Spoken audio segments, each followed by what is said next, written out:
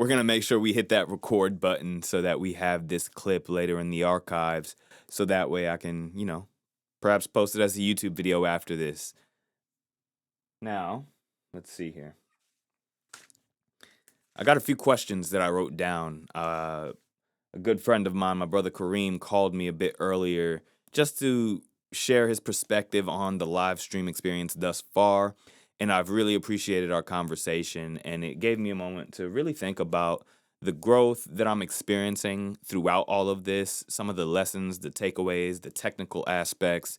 And yeah, so to start off today's stream, I want to take a moment to answer those questions and to actually reflect on some of the things that I've learned. So yeah, let's jump right into it. The first question was, what have I learned? And I would say that there have been a lot of things to learn in this process as it pertains to the creative process and the music aspect. I would say that I've really learned to take a moment to relinquish control and to allow myself to feel into the intuitive process a lot more. And I found that to be very beneficial. I mean, naturally, it's one of those things that once you're in it, that flow state, that intuitive feeling, it feels right, it feels natural, and it feels like the place to be. And at the same time, it's not infrequent for us as creatives to experience that mental blockage, or not even blockage, more so the mental guardrails that curtail and shape and try to form the way that we approach our creativity. And it just feels really good to relinquish that, to just completely surrender yourself to the creative process and allow yourself to create whatever it is that's top of mind for you. Now, it's not to say that that frame and the boundaries that you might erect intentionally for your creativity from a mental space don't exist. Yeah, they still exist, but to kind of broaden them out, right? To kind of expand the space and the domains in which you have actually been navigating previously within your creative process, I think that's helpful. So it's not to say that you've completely shattered all mental and intentional boundaries. It's more so that you have completely expanded the space in which you have to play creatively. So it really opens up your intuition in a lot of ways, and it really allows you to have more flexibility and freedom in the way that you approach creativity. And I'm speaking about myself in this regard, right? And I imagine that there are others who are looking on this, learning about how to approach their creativity in a similar fashion. So, yeah, that's one of the aspects that I've learned about the creative side. I would say that in regards to the actual music process itself, I have learned to, hmm, like, there are a lot of technical aspects to it. And for those who have watched the live streams, you all will know I'm not some world class instrumentalist or musician who, has decades of muscle memory baked into how I approach, keyboarding or finger drumming or anything like that. No, I'm very much loose in my approach to it. And I think that naturally, oh yeah, it would be amazing to be a world-class musician or instrumentalist, but the thing that I've often focused and honed in on as my specific unique gift, and the thing that I am honing the most, is my penmanship and my lyricism. So that's always kind of been the forefront of my efforts and intentions, and the music and the production behind all of that has often just been a opportunity for me to kind of create a canvas in a way that is unique and allows me to just have another level of participation with the ways in which I am able to articulate a story as a lyricist. So yeah, that's what I would say about the music aspect. I tinker a lot, like in regards to the actual process. So I've really been grateful for those who have just jumped in on the stream and have seen me going through that aspect of, I might drone on the same note a couple of times or the same melodic pattern for like several minutes just to find that sound or that nuance or the thing that I want to convey within the music at that moment. And for me, that's just a part of it. That's just a part of the process. And through that, you know, I understand that that's the way that I'll develop the skill, right? And that's actually what yesterday's song was about. No skill required, you don't need the skills to show up in the moment for yourself, for your creativity, and you have to trust that it's within the doingness of your work that those skills manifest. And that's how it's been for me. And that's what I am trusting within my process to allow myself the authority to approach the creation seriously within that moment to say, yeah, okay, no, I'm genuinely creating something real and amazing and beautiful and authentic in this moment regardless of the skill, right? Skill be damned. I will approach this as if I am the master musician and instrumentalist and whatever it is, right? Because that is who I am authentically in this moment. And that's what I'll be able to speak to the most in my music. So I don't necessarily feel as though I have to master an instrument or a program before I get to that creation process, or at least that's what this month has been teaching me. And I would say that, it's a reminder more than anything else because I have approached this February Flow series 4 times before 2019, 2020, 2021, and 2022. And so, coming back to it after a 2-year hiatus is really that reminder of, yeah, like I can actually approach this as authentically, as vulnerably, as in the now as I possibly can, and it still be very real and a very tangible and meaningful creation process. Yeah. So, on to the next question is, has it been difficult? Ironically, nah, not really. I've genuinely had a lot of fun this month, and I would attribute that to clearing space, like professionally, mentally, emotionally, spiritually, um, when it comes to various obligations and all of the things. Like, I've literally put so much on hold just to create space for this month for me to really flourish and explore and to lean into my creative side. I do feel like before this month, I felt creatively deprived, and I needed this outlet in order to express myself without inhibition, without any guardrails per se, right? Or to expand the guardrails that I've once had to feel more at liberty with my creative self and to express myself as fully and openly as I can without any preconceived notion behind it, right? Just to train my intuition, to feel into it, and to create and not feel so hung up on what it is that I'm creating or anything else that surrounds my creativity, right? So yeah, this has honestly been kind of far from difficult. Like it is not, it's been a joy every single day to approach this. And, I genuinely have been in that mindset and in space of like, wow, like if I can just approach this in this way, which is truly authentic to me as an artist and who I am as a person, this would be, a godsend to be able to do in a professional or in the sense of like this can sustain my livelihood, right? I For those who have followed my journey for quite some time, I've had this video from like way back in the day, maybe not way back. It was like maybe 2015, 2016, uh 2016, 2017 maybe.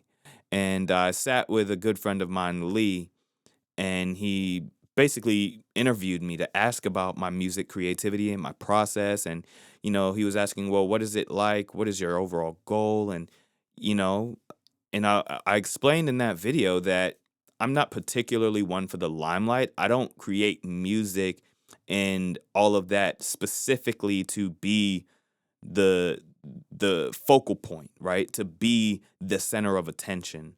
It is my process to mine for clarity. It's my opportunity to discover self. It's an opportunity to self-reflect, introspect, and share within that experience with everyone else, right? To give everyone else an opportunity that are willing to listen and willing to sit vicariously within that perspective, to open them up to an opportunity to introspect and self-reflect and consider life and mental health and well-being and relationships and communication and connection in a very vulnerable, intentional, and zoned in kind of way. So that's why I do it. And, the limelight or the fame and all of those things are just like, okay, well, if that comes as a part of the process of it, I'll do my due diligence to live up to the experience and to not shy away from it.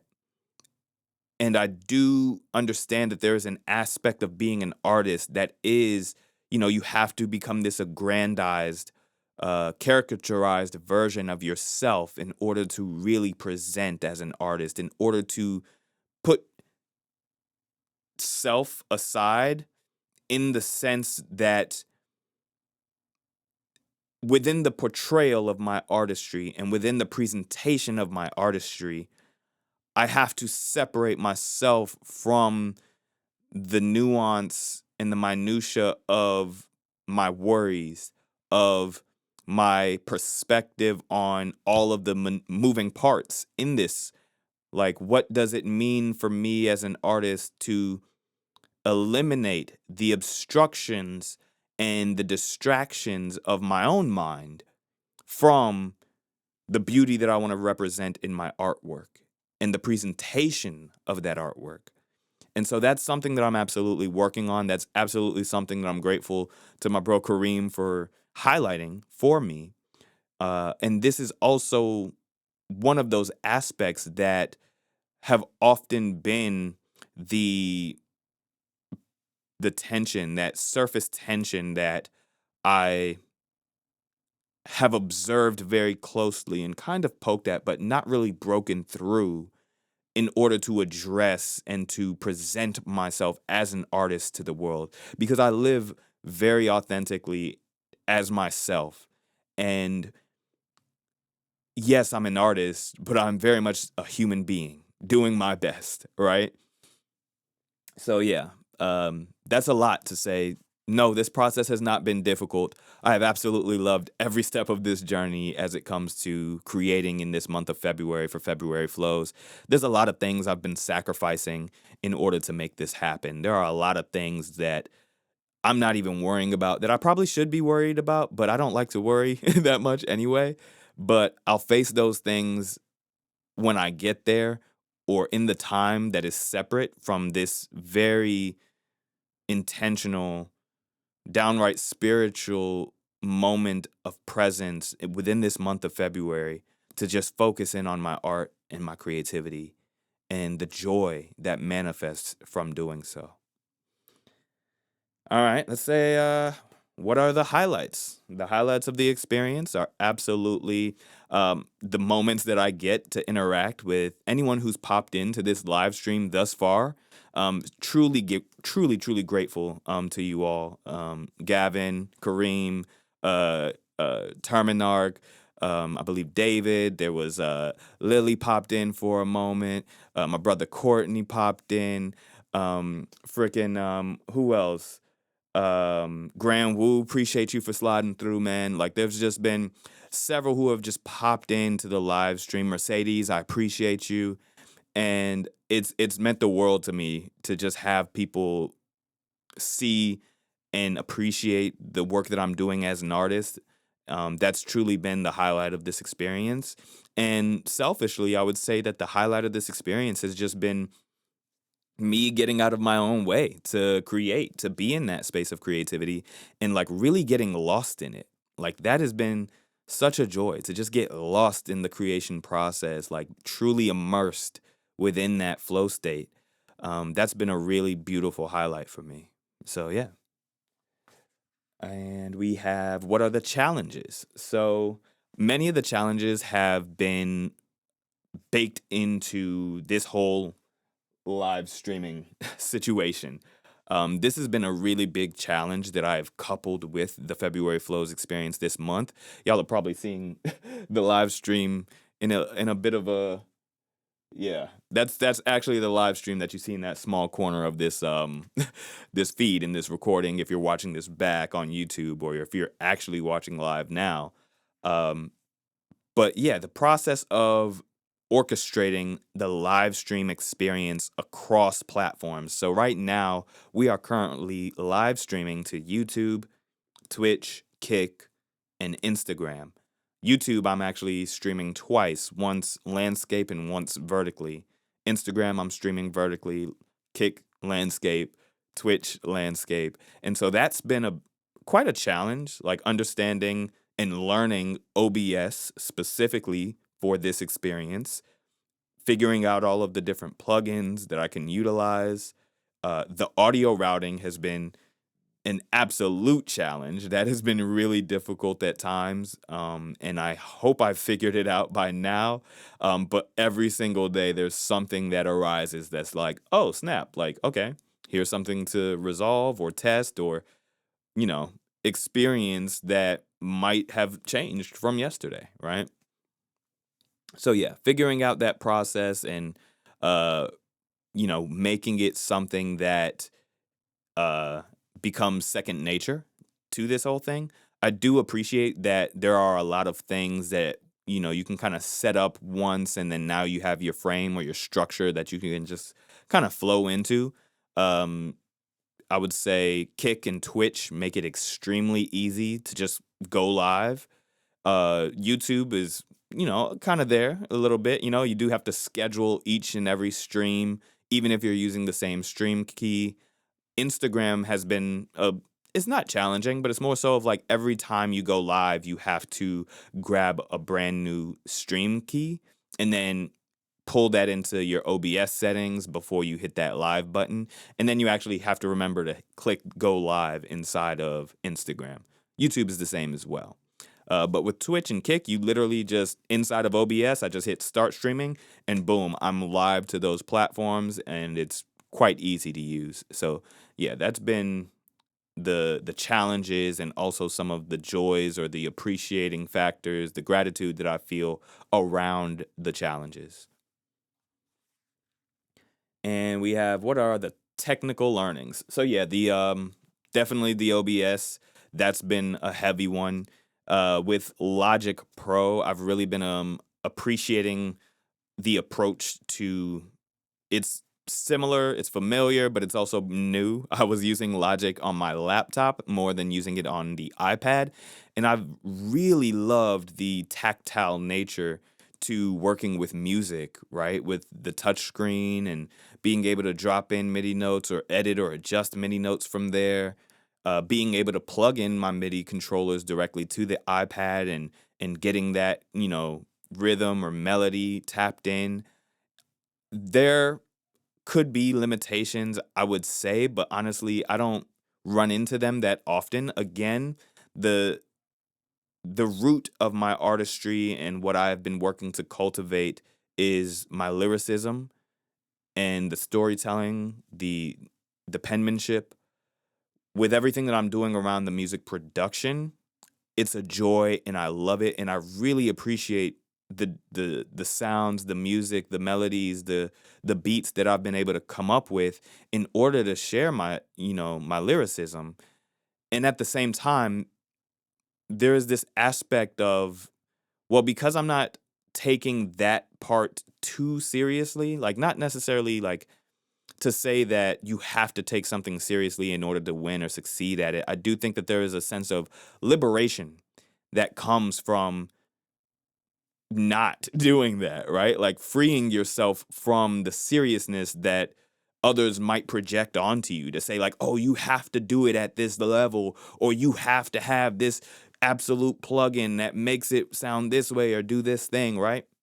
From my perspective and from where I'm at and what I'm doing within this month to express myself artistically, I freed myself from all of that. I was like, okay, I don't have to have the best plugins to work with this. There are tons of great built-in plugins right there inside of Logic Pro that do a lot of the things that I need it to do. And if I get to a point where there's like, oh, here's this thing I would like to do creatively, and either I don't have the technical skill set, I'm not finding the plugin, or I'm not, whatever the case is, I'll just be like, oh, okay, and then just move on, right? Like I will literally allow myself to be like water and flow through this creative process, regardless of whatever obstructions come about or whatever previously preconceived limitations I might have been trying to set on myself, right? So that has been really freeing in the technical aspect, like not worrying about the exact specifics of like whether or not I have this plugin or whether or not it can do X, Y, and Z. I'll figure it out within the process. I'll do everything that is available to me with the tools in front of me. And everything else that I can't do, I won't worry about, right? And yeah, so that's been something that I've learned on the technical aspect. And I feel that way because when the time is right, I will take the music to those who are focused on those aspects, right? The person who it's their joy to be the best instrumentalist that they can possibly be, the best music producer that they can possibly be, the best mixing engineer that they can possibly be, the best mastering engineer. And I think that is when you as an artist accept that you can't do this alone, and you truly understand that in order for me to invite others into this experience collaboratively, there are things that I have to be willing to let go. Like that's when you really get to hone in on what it is that you should be focused on, and everything else can just be okay. No, that's fine. That'll work itself out in due time, or with the right collaboration, or whenever this person, or this opportunity arises. That's like, hey, like, no, let's turn this into something beautiful and amazing, right? And that's honestly a testament to WAGME and the WAGME Mix. Shout out to my brother Christian Ahmed. Shout out to KP. Shout out to Ralph C. Shout out to Kareem. Shout out to Ebony. Shout out to Down to Earth, right? That was a opportunity to, Christian, tapped in and was like, hey, this WAGME record, it sounds great. Let's turn it into a record, and he invited himself as an opportunity to be an executive producer on that song. And then we brought in all of the necessary people and the collaborators to turn it into the WAGME Mix. And I feel as though when the music itself speaks loud enough, when the lyricism, the penmanship, when all of that speaks loud enough, the time will come, right? Like, and I'm trusting that process. There are those who might be fans or just spectators, or those who are just recently stumbling across my music or my artistry that are like, hey, you know what? This is amazing. How can I contribute? How can I be a part of this? How can I, and I'm open to that to an extent, right? I absolutely want to honor those who have been around for some time. I absolutely want to honor the friends and the collaborators who are directly here within my local network, who, have supported me or I have supported them in a long time, to really start building and creating something beautiful within all of that. And at the same time, I'm definitely open to the patrons to come and the collaborations to come. I am still very mindful and discerning because, energy and how all of that moves, you have to be discerning in this world. But at the same time, that's just something that I am creating space for. and allowing myself to relinquish control over a lot of the minutia within the technical that will just free me up to really focus in and sharpen my skill set as a lyricist more than anything else. Yeah. All right, what else do we have? We have what are the technical learnings? We just went over that. The self-reflection aspect and certain introspective thoughts that I have had throughout this journey. There are aspects of this that, again, I look at my lyricism as an opportunity to self-reflect, to mine for clarity, and to process things. And I have been very grateful for certain moments where I have really tapped in with self. And there are other moments where I'm still chiseling away at the calcium, the buildup of external factors, the buildup of external noise, the buildup of external digestions that are not necessarily clouding, but are, shielding or layered, keeping me from even truer aspects of myself. It's not to say that these things that I reflect on are not true to my perspective, but it's more so of, okay, cool, what else, right? Like sifting, chiseling away, and getting closer and closer to what it is that I really wish to say or share or to express as an artist. And so that's what this whole month has always been about, right? Like really giving myself the space to exercise lyrically as a process to mine for clarity and to self-reflect and to get deeper into that opportunity of introspection. To it's a therapy. It's a therapy in a way, right? An open musical therapy. Yeah. So that's what I would say about all of that. And yeah, I definitely appreciate you all. Now, I'm going to flip this camera around, and maybe there are those of you who have popped into this live stream. Maybe there's a question or two or not, and that's perfectly fine. I'm going to flip this camera around, check on things with the live stream, and then get to the music production aspect. Now, if you are watching this as the highlighted clip or on my YouTube channel, then I appreciate you for being here. Definitely check out some of the previously released music and any of the other live streams if you want to skim through those just to kind of see the process. But yeah, I'm going to stop the recording part on this and then get into the rest of the live stream experience here in a second. So thank you all. I appreciate that. I appreciate you. Yeah.